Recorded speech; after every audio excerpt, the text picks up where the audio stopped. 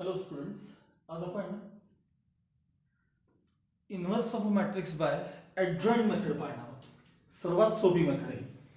याआधी आपण रो आणि कॉलम ट्रान्सफॉर्मेशन इन्व्हर्स पाहिला होता. त्याला खूप प्रॅक्टिस लागते, पण हा मात्र सर्वात सोपा प्रकार आहे इन्व्हर्समधला, ॲडजॉइंट मेथड. पण आपल्याला डायरेक्ट ही मेथड शिकता येत नाही. त्यासाठी आपल्याला आधी दोन टर्म्स शिकावे लागतात. त्यातली पहिली टर्म आहे minor of an element, MINOR, minor of an element. Minor म्हणजे काय, तर पहिले त्याचं आधी नोटेशन मी तुम्हाला सांगतो. कॅपिटल MIJ असं लिहिलं जातं. I stands for number of rows, J stands for number of columns. Minor of an element is a determinant obtained by deleting or eliminating ith row and jth column. Minor म्हणजे काय, तर ith row आणि jth column eliminate करून किंवा delete करून राहिलेल्या टर्म्सचा determinant त्याला minor असं म्हणतात. हा पार्ट एक्झाम्पल मधूनच फार तुम्हाला चांगला कळतो. त्यासाठी मी ऑलरेडी इथं मॅट्रिक्स लिहून ठेवलेलं आहे. A इक्वल्स मॅट्रिक्स 2 -3 4 0 1 5 -4 3 -1 हा गिवन मॅट्रिक्स आहे. आता यामध्ये M11 याचा अर्थ minor of an element at the position A11. तर आता 11 या पोझिशनला हा 2 हा एलिमेंट, मग फर्स्ट रो आणि फर्स्ट कॉलम एलिमिनेट करून राहिलेल्या चौघांचा डिटर्मिनंट 1 5 3 -1 आणि हा सिम्प्लिफाय करून जे येईल ते आन्सर, याला मायनर म्हणतात. इज इक्वल टू डिटर्मिनंट नेहमीप्रमाणे 1 × -1 म्हणजे -1 -5 3 15, फायनल आन्सर इथं लिहिलं -16. ह्याला मायनर ऑफ एन एलिमेंट असं म्हणायचं. त्याकरता त्याच मॅट्रिक्स करता आणखी एक एक्झाम्पल बघा. M23 सेकंड रो आणि थर्ड कॉलम एलिमिनेट करून राहिलेल्या चौघांचा determinant. Second row third column, लक्षात घ्या बघा. Second row third column eliminate करून 1 2 3 4 एलिमेंट राहतात. हे प्रॅक्टिस न जमतं. सेकंड रो थर्ड कॉलम सरळ तुम्ही पेन्सिलनं त्या लाईन ड्रॉ करायची. यावेळी तुम्ही नोटबुक मध्ये करताना त्यावेळेस पेन्सिलनं फेंट लाईन्स ड्रॉ करायची. काय एलिमेंट्स उरतात 4 ते बघायचे. डिटर्मिनंट, त्यांचा डिटर्मिनंट 2 -3 2 -3 -4 3 आणि हे सिम्प्लिफाय करून जे येईल ते आन्सर, तो आपण भाग प्रॅक्टिस मध्ये पाहू. तुम्हाला फक्त मायनर ही टर्म समजून देणं आता आवश्यक. हे झालं ऑर्डर 3x3 साठी झालं. आता ऑर्डर 2x2 साठी कसं करायचं, तर त्यासाठी बघा पहिले मॅट्रिक्स बघून घ्या. A equals matrix -1 -3 4 -5. आता या मॅट्रिक्स करता आपण समजा M12 हा मायनर आपल्याला बघायचा. First row second column delete करून राहिलेला जो नंबर आहे त्यालाच मायनर असं म्हणायचं. इथे डिटर्मिनंट लिहायचं नाही. फर्स्ट रो आणि सेकंड कॉलम 1 2 आहे ना, 1 2. First row second column delete करून उरलेला जो एलिमेंट आहे त्यालाच मायनर असं म्हणायचं. आणखी एक त्यातलं एक्झाम्पल बघा. तर M22 second row second column delete करून राहिलेला जो एलिमेंट आहे त्याला मायनर असं म्हणायचं. असे या मॅट्रिक्सच्या बाबतीत आपल्याला 9 टोटल एलिमेंट त्यामध्ये 9 आहेत, म्हणून 9 मायनर्स कॅल्क्युलेट करता येतात. आणि याच्या बाबतीत आपल्याला 4 मायनर्स कॅल्क्युलेट करता येतात. M11 M12 M13 M21 M22 M23 M31, M32 आणि M33 असे आपल्याला सगळे मायनस कॅल्क्युलेट करता येतात. आता यानंतर आपण कोफॅक्टर्स म्हणजे काय हे पाहणार आहोत. याचीच ती पुढची स्टेप आहे, कोफॅक्टर्स. ओके, नाव कोफॅक्टर्स. मायनसच्या नंतरची टर्म आपल्याला बघायची आहे, म्हणजे कोफॅक्टर्स. नोटेशन आहे कॅपिटल AIJ. काही टेक्स्टबुक्स मध्ये कोफॅक्टर्स करता CIJ असं सुद्धा नोटेशन दिलेलं आहे, पण कॉमनली युज्ड कॅपिटल AIJ असं वापरतात. काय कोफॅक्टर ही टर्म आहे. Cofactor of an element is given by AIJ equals -1 raised to I plus j into minor of that element Mij. Aij is given by -1 raised to I plus j into minor of that element Mij. आता पुन्हा यापेक्षा तुम्हाला ते example मध्येच फार चांगलं समजेल. एक 2-3 त्याचे एक्झाम्पल्स देतो पहिले. बघा, capital A11 equals first row first column -1 raise to I plus j म्हणजे 1 plus 1 इंटू डिटर्मिनंट. आता 1 या पोझिशनला कोणता एलिमेंट आहे 2, म्हणजे फर्स्ट रो आणि फर्स्ट कॉलम एलिमिनेट करून राहिलेल्या चौघांचा डिटर्मिनंट म्हणजेच मायनर. हे आपण -1 raise to I plus j replace केला. आता पुढे मायनर आहे. मायनर मी तुम्हाला थोड्या वेळापूर्वी सांगितले. First row first column delete करून राहिलेल्या चौघांचा डिटर्मिनंट 1 5 3 -1. आता हा डिटर्मिनंट सोडवताना मागे -1 रेस टू 1 plus 1 म्हणजे 2, -1 चा स्क्वेअर जो आहे तो +1 येणार आहे, म्हणजे बाहेरचा साइन प्लस आहे. आणि हा जो डिटर्मिनंट आहे मी तो ओरली सोडवतोय. -1 into 1 म्हणजे -1, -5 3 15 म्हणजे -1 - 15 म्हणजे -16. आणि याच्या मागे साइन काय आहे तर प्लस साइन आहे, त्यामुळे हे आहे तसं 16 चं साइन आहे. आणखी एक एक्झाम्पल बघा. A12 इक्वल्स -1 रेस टू, ह्याला कोफॅक्टर म्हणायचं. Cofactor -1 raise to 1 plus 2 I plus j into determinant -1 raise to I plus j 1 plus 2 into determinant 1 2. ही पोझिशन बघा. First row second column delete करून एलिमिनेट करून राहिलेल्या चौघांचा डिटर्मिनंट 0 5 -4 -1 -4 -1 इज इक्वल. सगळ्यात पहिल्यांदा हे लक्षात ठेवा की -1 रेस टू 3 येतं. हे 3 -1 चा क्यूब निगेटिव्ह साइन म्हणजे -1 राहणार आहे, म्हणजे बाहेर इथं मायनस साइन आहे. आणि आता हा डिटर्मिनंट सोडवून घ्यावं. 0 -20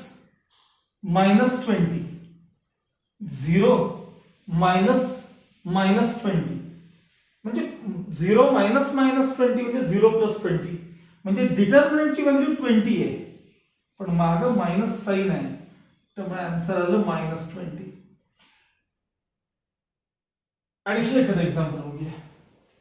A23 capital A23 equals -1 raise to 2 plus 3 -1 raise to 2 plus 3 into determinant second row third column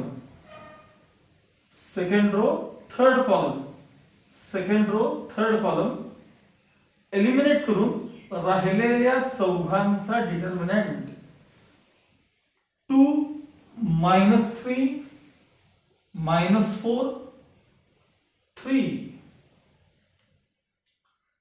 second row third column eliminate करून राहिलेल्या चौघांचा डिटर्मिनंट इज इक्वल टू. आता -1 रेस टू 2 plus 3 म्हणजे 5 झाले, -1 ची 5th पॉवर म्हणजे -1, बाहेर -1 आहे लक्षात ठेवा. आणि आता हे सिम्प्लिफाय करूया. 3 2 6 मायनस -4 इंटू -3 म्हणजे +12. 3 2 6 -12. 3 2 6 -12.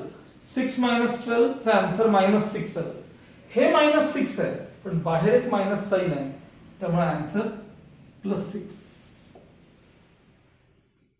आता याच्या बाबतीत सेकंड 2/2 च्या बाबतीत एक एक्झाम्पल बघू. असे आपल्याला टोटल 9 कोफॅक्टर्स मिळवता येतात. 9 कोफॅक्टर्स. आपल्याला टोटल 9 कोफॅक्टर्स मिळवायचे असतात. यामध्ये आपण या एक्झाम्पल करता आपण आता कोफॅक्टर बघूया. A11 equals -1 raised to 1 plus 1 I plus j -1 raised to 1 plus 1 into आता first row first column delete करून राहिलेला एलिमेंट म्हणजेच -5. इथे डिटरमिनंट घ्यायचा तो एलिमेंट घ्यायचा. -1 चा स्क्वेअर काय झाला +1. -1 चा स्क्वेअर 1 + 1 2 झाले ते. -1 चा स्क्वेअर +1 1 into -5 म्हणजेच -5. आता A12 बघूया आपण. -1 raised to 1 plus 2 into -1 raised to 1 plus 2. आता 1 2 पोझिशनला कोण आहे बघा. First row second column. First row second column eliminate करून राहिलेला जो नंबर आहे तो विथ साइन घ्यायचा. +4 असेल +4 -4 असेल -4. आता -1 चा क्यूब -1 -1 into 4 म्हणजेच फायनल आन्सर -4. अशा प्रकारे आपल्याला याच्यामध्ये 4 मायनस आणि कोफॅक्टर्स कॅल्क्युलेट करता येतात. आता मायनर्स आपण ही पहिली टर्म शिकली त्याच्यानंतर कोफॅक्टर्स बघितले. या पुढे जी टर्म आहे त्याला म्हणायचं असतं आपल्याला adjoint of a matrix. Okay okay. आता आपण मॅट्रिक्स ऑफ कोफॅक्टर्स घेणार आहोत.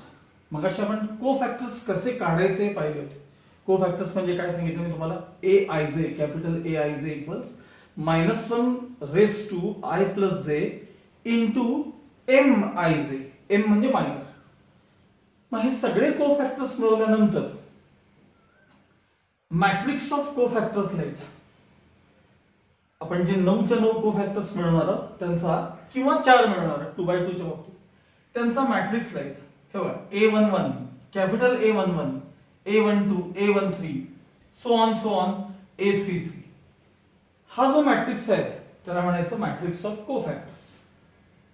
त्याच्या पुढची टर्म येते ती म्हणजे ऍडजॉइंट ऑफ अ मॅट्रिक्स. त्याकरता जे नोटेशन आहे ते ADJ स्मॉल a काढायचा पहिला त्यातला आणि मग कॅपिटल A काढायचा. ऍडजॉइंट ऑफ A असं त्याला म्हणतात. Adjoint of A which is given by adjoint of A is given by transpose of matrix of cofactors. म्हणजे इथे जो आपण कोफॅक्टर्सचा जो मॅट्रिक्स घेतलाय त्याचा ट्रान्सपोज म्हणजेच ऍडजॉइंट ऑफ A.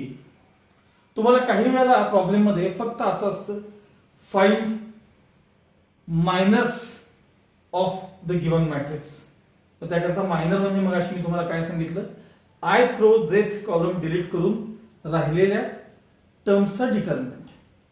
मग काही वेळेला परीक्षेत असं विचारतात फाइंड द कोफॅक्टर्स म्हणजे इथपर्यंत यायचं. मॅट्रिक्स ऑफ कोफॅक्टर्स फक्त कोफॅक्टर्स कॅल्क्युलेट करून दाखवायचं. काही वेळेला क्वेश्चन असा असतो find adjoint of given matrix म्हणजे कोफॅक्टर्स काढून झाल्यानंतर त्याचा ऍडजॉइंट म्हणजे ट्रान्सपोज घ्यायचा. याचा ट्रान्सपोज घेतला की त्याला काय म्हणतात ऍडजॉइंट ऑफ अ मॅट्रिक्स.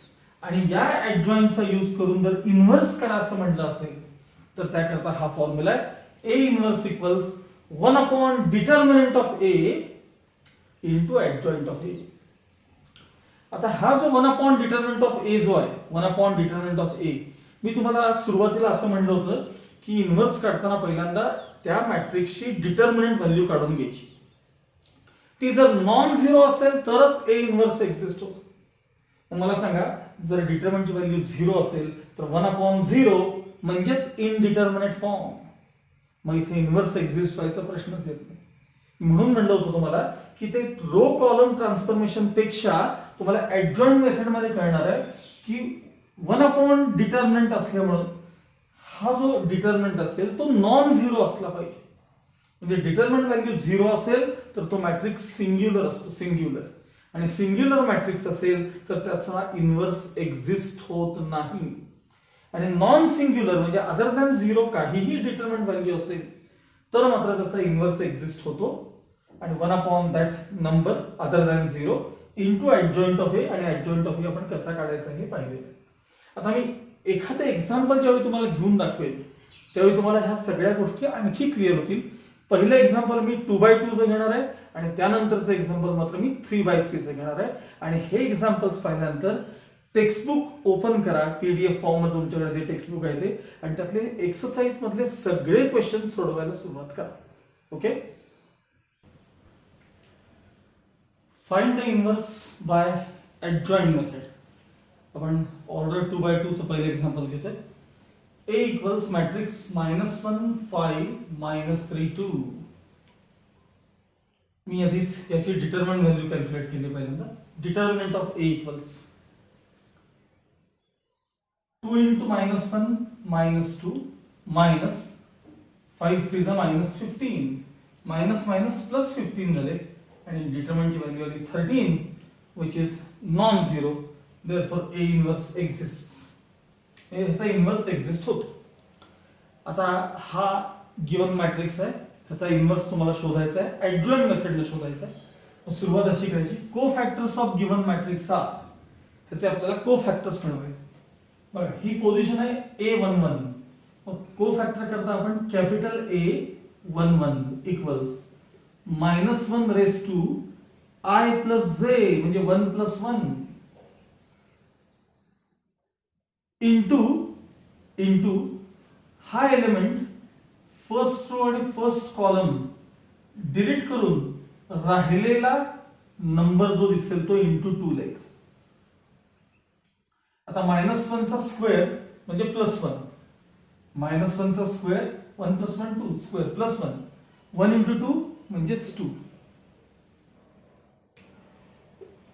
आता A12 second element -1 raise to 1 + 2 -1 raise to 1 + 2 first row second column delete करून राहिलेला एलिमेंट -3. आता -1 चा क्यूब आहे, क्यूब 2 + 1 म्हणजे 3. -1 ची ऑड पॉवर असेल तर -1, इव्हन पॉवर असेल तर +1. -1 ची ऑड पॉवर आहे म्हणजे आन्सर -1. -1 इंटू -3 म्हणजे +3. आता खालच्या रो मध्ये यायचं आपल्याला. A21 equals -1 raise to 2 + 1 into, आता second row first column eliminate करून राहिलेला एलिमेंट आहे 5. -1 चा cube -1 -1 into 5 -5. Last cofactor A22 equals -1 raise to 2 + 2 into second row second column eliminate करून राहिलेला एलिमेंट आहे -1. -1 रेस टू 4 इव्हन पॉवर म्हणजे +1 झाले. आता +1 इंटू -1 म्हणजेच -1. These are called cofactors. Next line.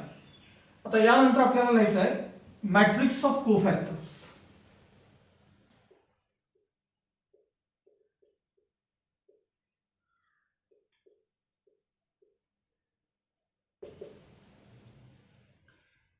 त्या पोझिशन नुसार लिहायचं. A11 या जागी कोण आहे 2. A12 या जागी कोण आहे 3. A21 याची व्हॅल्यू आहे -5 आणि A22 कोण आहे -1. ह्याला म्हणायचं matrix of cofactors. Matrix of cofactors झाल्यानंतर ऍडजॉइंट ऑफ A असेल. Adjoint of A. मग ऍडजॉइंट ऑफ ए म्हणजे काय, तर transpose of this matrix, transpose of matrix of cofactors, transpose of matrix of cofactors. Therefore adjoint of A equals, ह्याचा transpose घ्या, म्हणजे first row मध्ये G elements आहेत त्यांना फर्स्ट कॉलम मध्ये लिहा, सेकंड रो मध्ये जे आहेत त्यांना सेकंड कॉलम मध्ये लिहा,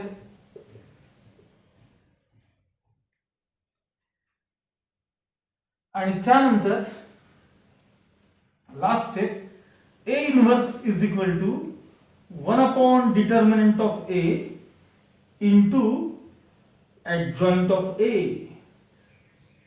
इज इक्वल टू 1 अपॉन, सांगा डिटर्मिनंट ऑफ A कुठे आहे बघा, इथे आहे 13, 1 अपॉन 13 इंटू ऍडजॉइंट, इथे मिळवलेला ऍडजॉइंट काय दिसतंय बघा, 2 minus 5 3 minus 1, 2 minus 5 3 minus 1.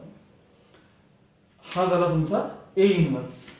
आता तुम्हाला व्हेरीफाय जर करायचं असेल तर हा इनवर्स तुम्ही काढलेला आणि आपला गिवन मॅट्रिक्स हा, यांचा प्रॉडक्ट घ्यायचा, आणि तो जर प्रॉडक्ट आयडेंटिटी मॅट्रिक्स आला तर तुमचं इनवर्स आन्सर बरोबर आहे. पण बाहेर 1/13 आहे हे विसरायचं नाही. आता यानंतर मी 3/3 चे एक्झाम्पल घेणार आहे. Next example, find the inverse of this matrix by adjoint method.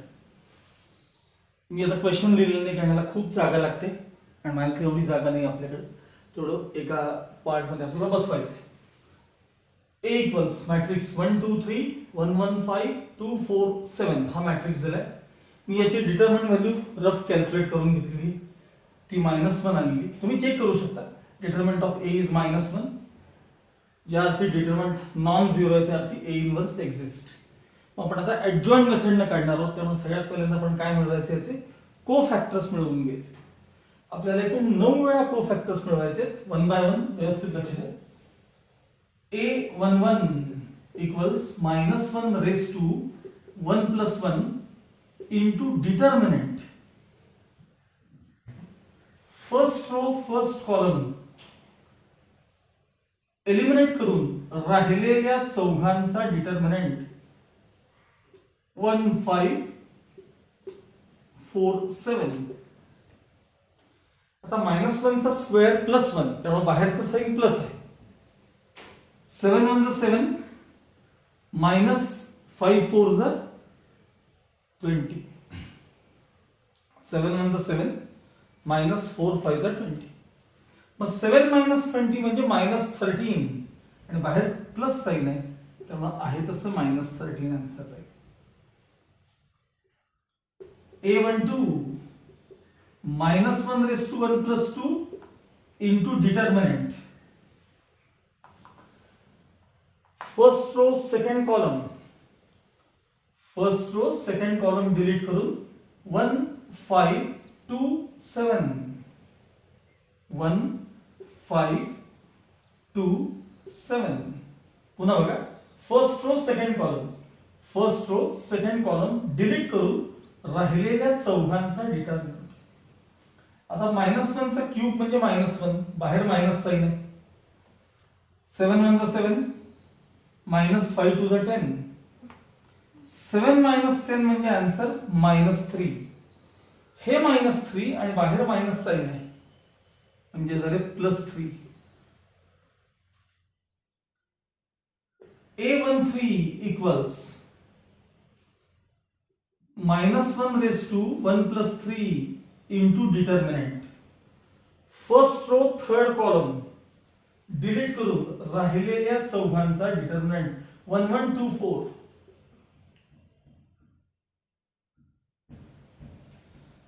आता -1 raised to 4 म्हणजे +1, बाहेरचं साइन प्लस आहे.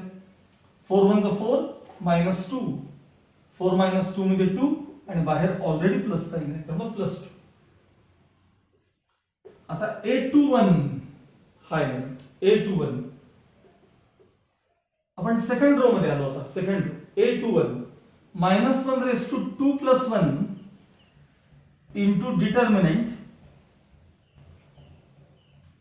Second row first column delete करून राहिलेल्या चौघांचा 2 3 4 7 2 3 4 7 -1 * 3 म्हणजे -1 बाहेर मायनस साइन आहे. 7 2 = 14 14 - 4 3 = 12 14 - 12 म्हणजे 2 आणि बाहेर मायनस साइन आहे म्हणजे -2. A22 equals -1 * 2 + 2 into determinant. Second row आणि सेकंड कॉलम डिलीट करून 1 3 2 7 शिल्लक राहिले. 1 3 2 7 आता -1 * 4 म्हणजे +1 म्हणजे बाहेरचं साइन प्लस आहे. 7 * 7 -6 मग 7 - 6 चा आन्सर 1 येणार आहे +1 आणि बाहेरही साइन प्लसच आहे त्यामुळे आन्सर किती आलं 1. नेक्स्ट पार्ट मी इथे कंटिन्यू करतोय आता. A23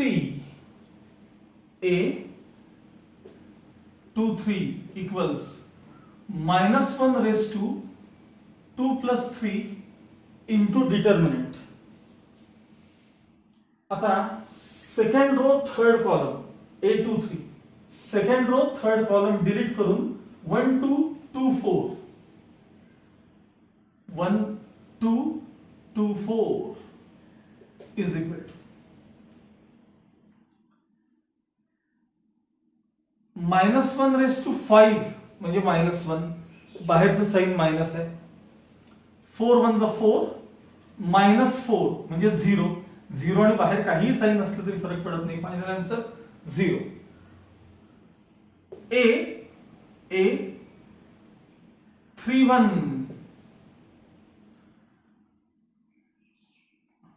-1 *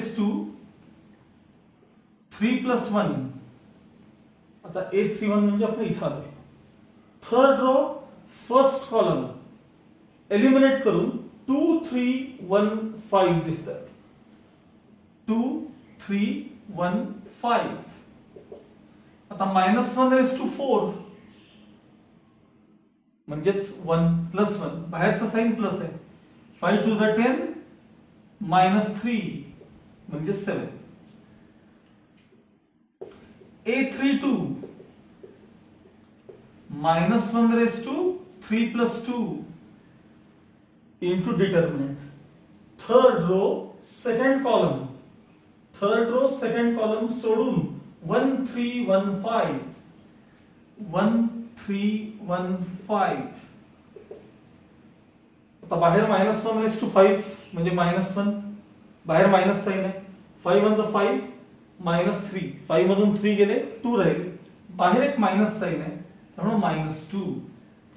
and now last A33 equals -1 * 3 + 3 into determinant.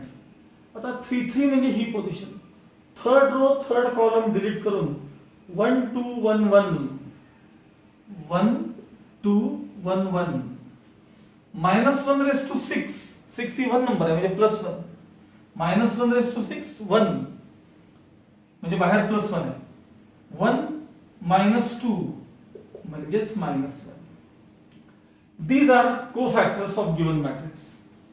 त्यानंतर मॅट्रिक्स ऑफ कोफॅक्टर्स लिहायचा.